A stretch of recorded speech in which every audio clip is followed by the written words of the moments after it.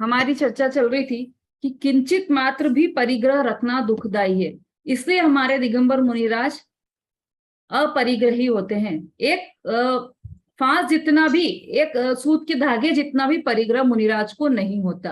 उसका कारण है कि थोड़ा सा भी परिग्रह रखे तो उसकी सार संभाल चाहिए।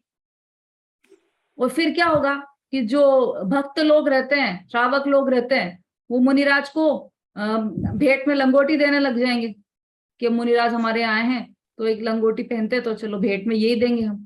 फिर क्या होगा कि जो थोड़ा धनाढ्य होगा, थोड़ा पैसे वाला होगा कोई श्रावक, वो क्या करेगा कि सोने के वर्क करी हुई लंगोटी दूंगा मैं तो, और समाज में उसका वाहवाही की जाएगी, उसे मेडल मिलेंगे समाज की तरफ से कि इन्होंने सोने के तार से जड़ी हुई लंगोटी मुनिराज को भेंट की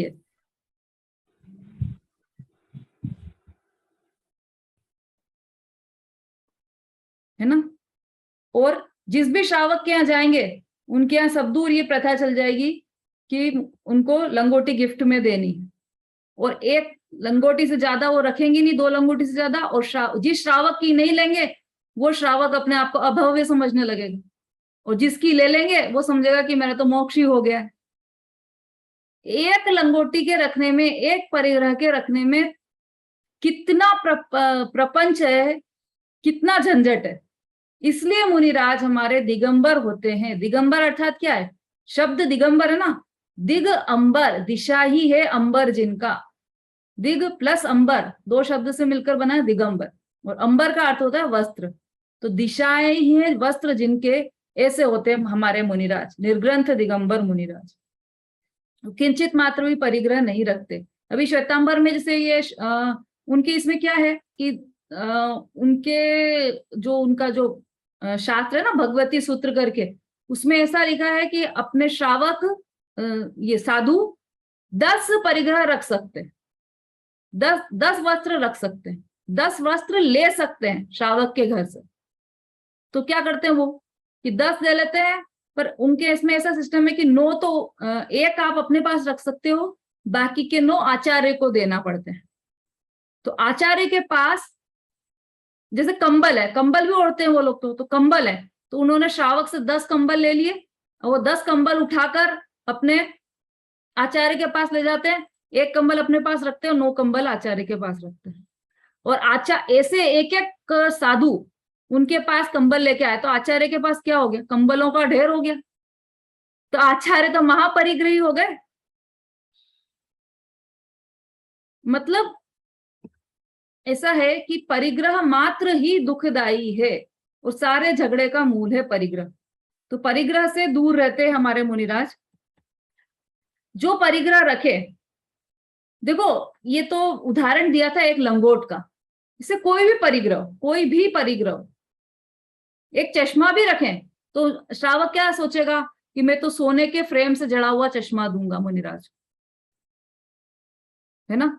अब उसमें होड़ लगेगी कि किसने कितना महंगा चश्मा दिया, किसने कैसी फ्रेम का चश्मा दिया, और वो उसको बदलने का लगा रहेगा श्रावक को भी।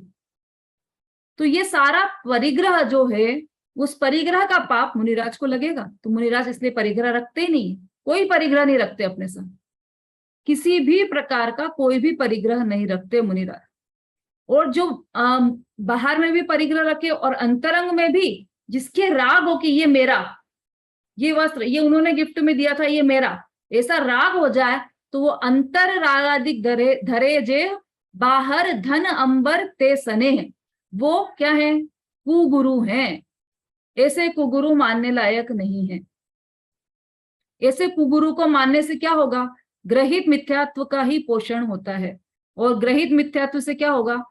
ते कुगुरु जन्म जल उपलनाओ, जन्म मृत्यु रूपी संसार में, जन्म रूपी संसार में डुबा देने वाले हैं, पत्थर की नौका के समान है। इसलिए ऐसे कुगुरु का संग भी हमें नहीं करना चाहिए। क्या करना चाहिए कि सुगुरु का ही संग करना चाहिए, सुगुरु को ही नमस्कार करना चाहिए, सुगुरु ही पूज्य है, उपासक है। निर्ग्रंथ दिगंबर मुनिराज ही एकमात्र उपासक है। ठीक है, अभी हाँ इसमें और बच गया है क्या? हाँ ये आया ना इसमें, उपल नाव, ये तो समझ लिया था अपन ने। जिस प्रकार पत्थर की नौका डूब जाती है, उसमें बैठने वाले भी डूबते हैं, उसी प्रकार कुगुरु भी स्वयं संसार रूपी समुद्र में डूबते हैं, और उनकी वंदना तथा सेवा भक्ति करने वाले भी अनंत संसार में डूबते हैं। अर्थात कुगुरु की श्रद्धा, भक्ति, पूजा, विनय और अनुमोदना करने से गृहीत मिथ्यात्व का सेवन होता है, और उससे जीव अनंत काल तक भव भ्रमण करता है। कितने स्पष्ट शब्दों में लिखा है, क्या क्या लिखा? श्रद्धा, भक्ति, पूजा, विनय और अनुमोदना। अनुमोदना, अनुमोदना शब्द क्यों लिखा? कृत, कारित और अनुमोदना, ऐसी तीन चीजें होती है, और तीनों का बराबर पाप लगता है। जैसे हम आलू खाते तो नहीं है, लेकिन हमारे परिवार के लिए, बच्चों के लिए बना दिया, तो कारित हो गया, वो कृत नहीं है, कारित हो गया, तो कारित का भी दोष उतना ही लगेगा जितना कृत का है।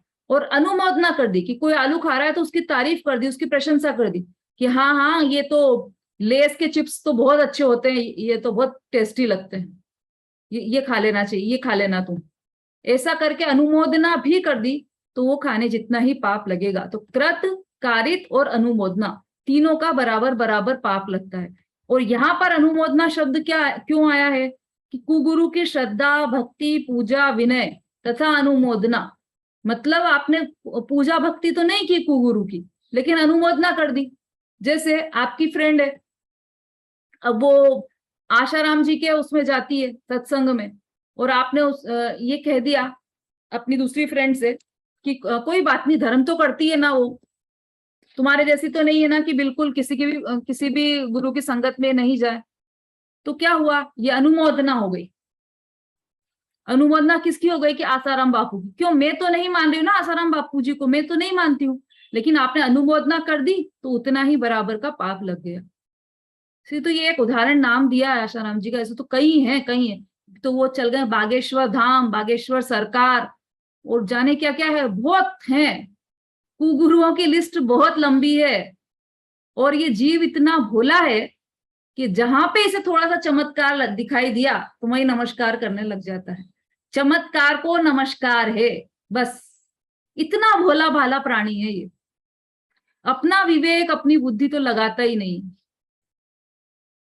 जैसे जादूगर जादू करते हैं ना, तो उसको सच लगने लग जाता है कि हाँ हाँ, जबकि जादूगर खुद बोलता है कि ये तो हाथ की सफाई है, इसमें मेरा जादू कुछ नहीं, ये तो हाथ की सफाई है। वो ट्रिक करता है, कुछ ट्रिक से सब होता है ना। ऐसे ये जो कुगुरु हैं, उनके पास भी ट्रिक रहती है बहुत सारी। ऐसे ऐसे करेंगे तो हवा में से ही उनके हाथ में भभूति आ जाती है, और वो भभूति अपने भक्तों को दे देते हैं। अब वो कहाँ से आई? हवा में से आई क्या? किसी जादूगर से पूछना, वो बताएगा कि मेरे शर्ट की स्लीव्स इतनी बड़ी है, उसमें से ऐसे करते हैं तो उसमें वो भभूति आ जाती है, और वो हम भभूति उनको दे देते हैं। सारे राज खोल के, कच्चे चिट्ठे खोल के रख देगा कोई जादूगर से आप बात करोगे तो, कि क्या होता है क्या नहीं होता है। अपनी बुद्धि का, अपने विवेक का इस्तेमाल हमें हमेशा करना चाहिए। देखो, हर दर पर जिस दर पर ना झुके सर, वो दर दर नहीं, और हर दर पर झुके सर, वो सर सर नहीं, ऐसा कहते हैं। हमारा सर कोई सड़ा नारियल तो है नहीं कि हर दर पर झुक जाए, है ना।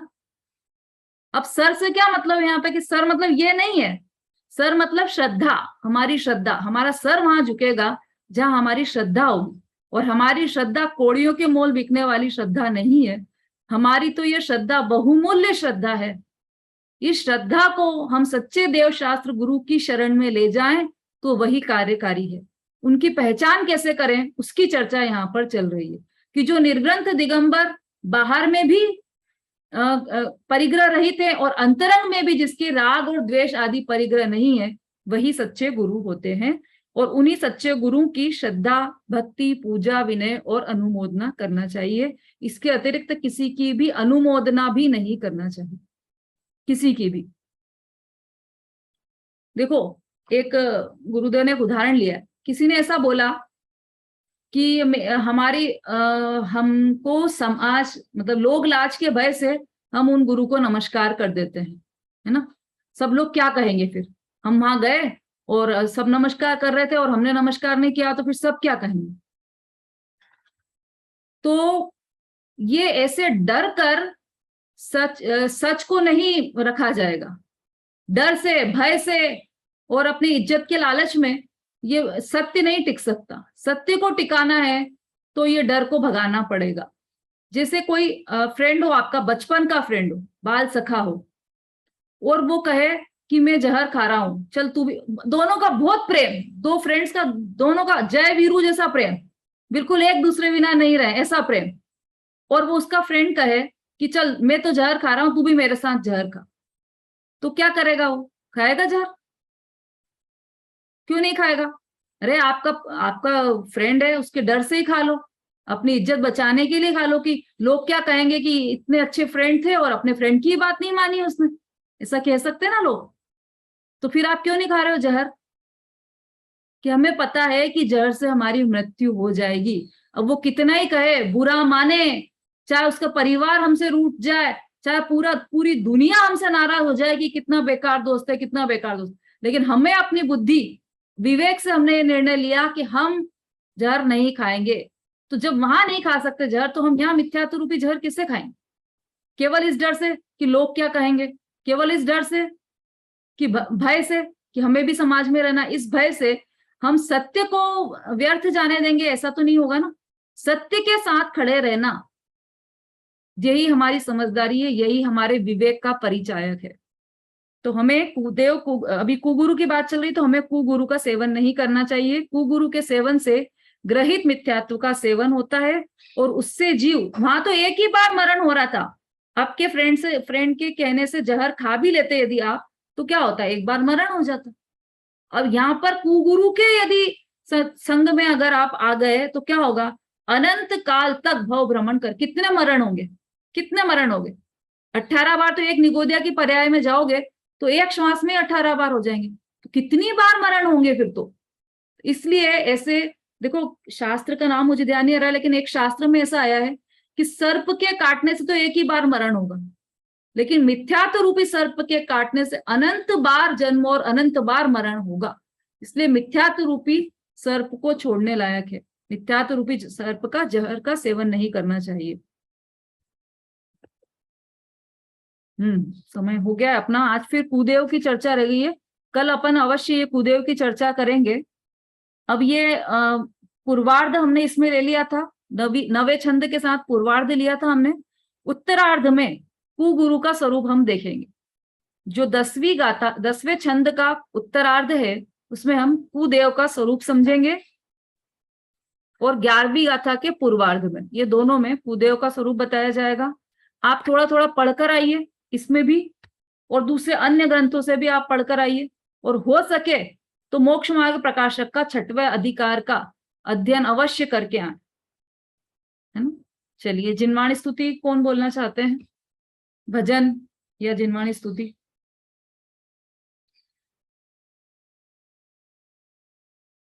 हाँ, एकदम संक्षिप्त में लेना है। हाँ विष्णु जी,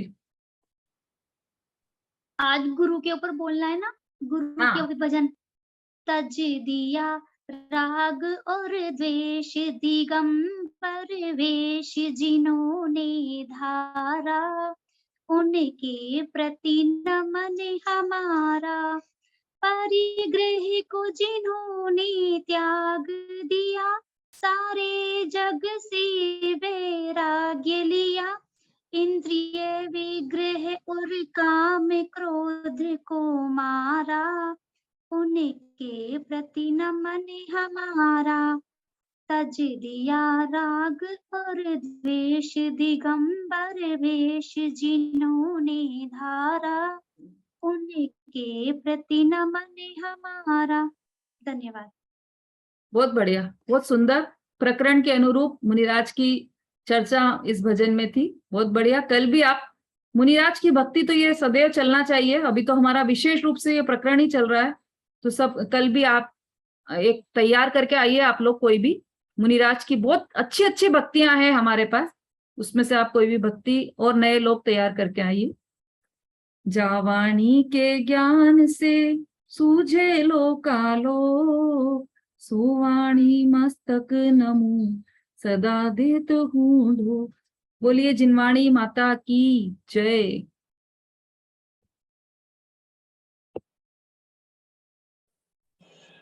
कुछ लोग ना राधा स्वामी के भक्त होते हैं, तो जय कई बार ना वो जिनेंद्र। बात कहने में आ जाती है। कुछ लोग ना दीदी राधा स्वामी के भक्त होते हैं, तो वो बात कहने में आ जाती है कि हाँ ये बात तो ठीक है, क्योंकि वो लोग भी ना ऐसे किसी देवी देवता की पूजा नहीं करते हैं, और वो भी ये कहते हैं कि 2.5 घंटे का सिमरन करो, आसन लगाओ, तो फिर वो अपने को भी इस तरीके से कहने में आ जाता है हाँ ये तो ठीक है। ये अनुमोदना हो जाती है, गलत अनुमोदना हो जाती है। अनुमोदना तो है इसका, और कल और अपन ले लेंगे स्टार्टिंग में। कल आप सब लोग टाइम पर आइए, स्टार्टिंग में इसी का आंसर लेंगे अपन। आप लोग लेट हो जाते हैं, और बिल्कुल 2:40 से ये प्रारंभ हो जाएगी। इस वीक 2:40 से है, अगले वीक से हम 2:30 से ही वापस प्रारंभ कर रहे हैं। तो आप करेक्ट टाइम पर आइए, और करेक्ट टाइम पर ही खत्म भी हो। चलिए, जय जिनेंद्र सभी से। जय जिनेंद्र।